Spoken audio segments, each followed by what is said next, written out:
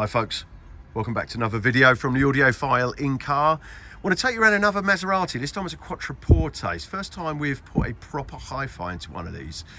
These vehicles are a little bit different in that they don't have front door speakers. So the way the factory hi-fi works is you have a wideband 2-inch mid-range on the top of the dash, a 2-inch mid-range on the top of the dash on that side, and you have a tiny little woofer in an enclosure in the kickwell now.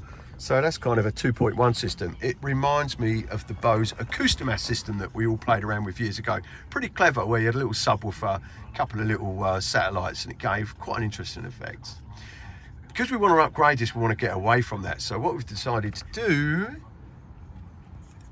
is install door woofers.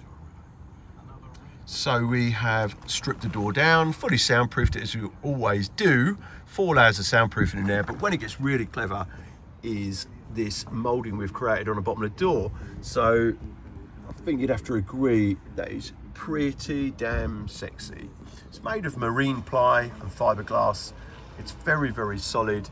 It goes right the way back. So what you can't see is if it was, well, maybe I'll be able to show you a picture of it, who knows. But this build goes all the way back and bolts to the metal in the door where it vents through to the door itself to create mid-bass and to give it an enclosure. We've put a special grill in there. That's not an Audison grill, but we've actually got an Audison bass driver in there. And then we've got this push-fit grill in there. So it really does look funky. It really mimics the speakers in the back. In fact, the mid-bass drivers are so nice, they almost put little bits on the rest of the door to shame. But the car's about to go to B trim, and I'm sure they're going to take care of all those little bits and pieces. So we've gone for a 6.5-inch woofer in the front door. We've gone for an Audison wideband driver in the top of the dash in the original location. We've gone for a Audison Forza multi-channel amplifier, and here is the DRC controller.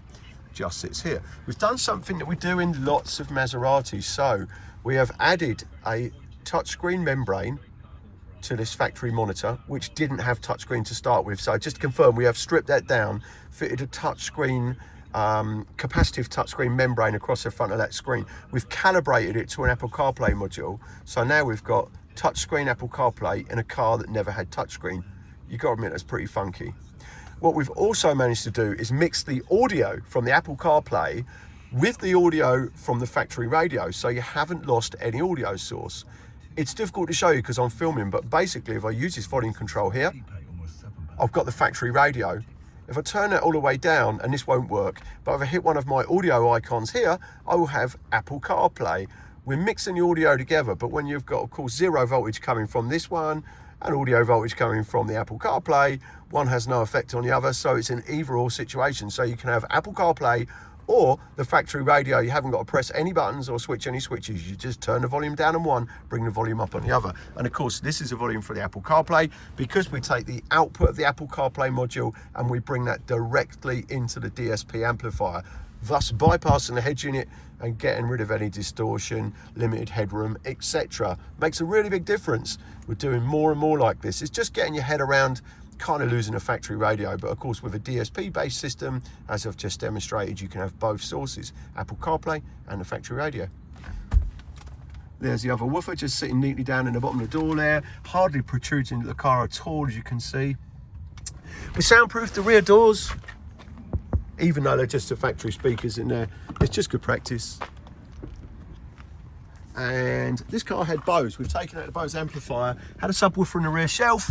We've taken that grill out because they're very restrictive. We've done a massive amount of soundproofing underneath here.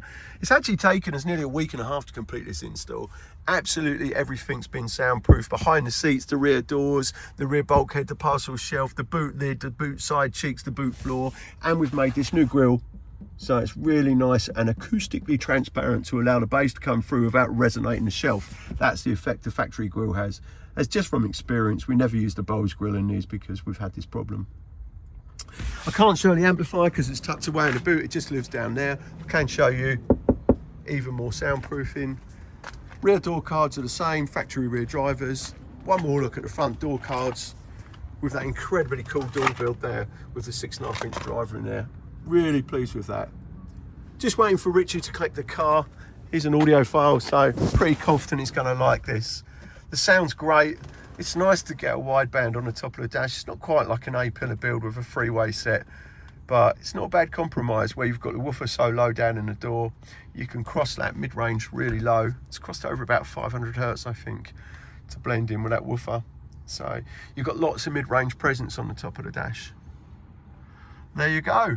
Thank you very much for watching. If you've enjoyed the video, feel welcome to subscribe. If you've got any questions, just ask. I do my very best to respond to them. We do get a lot of questions, so I can't respond to everything, but I do try my very, very best. Thank you very much for watching.